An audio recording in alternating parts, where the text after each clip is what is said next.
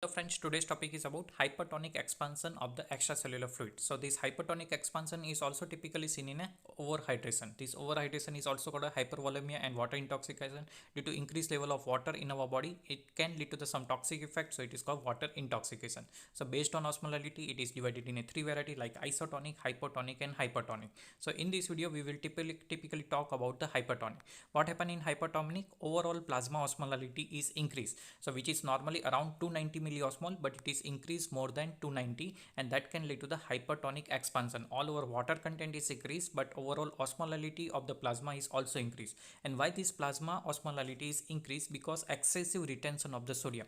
So which are the conditions that lead to the hypertonic expansion that we will discuss? So first, hypertonic expansion is typically seen in a Conn syndrome or the Cushing syndrome.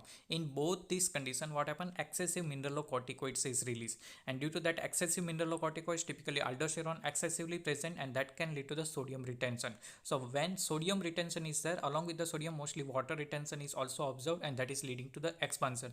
But overall excessive sodium is there, and so that it lead to the increased osmolality.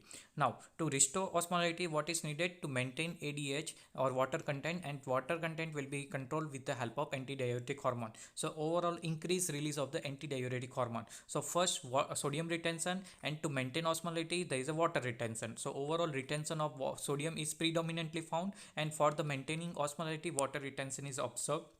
So that will lead to the hypertonic expansion, and that is a vicious cycle.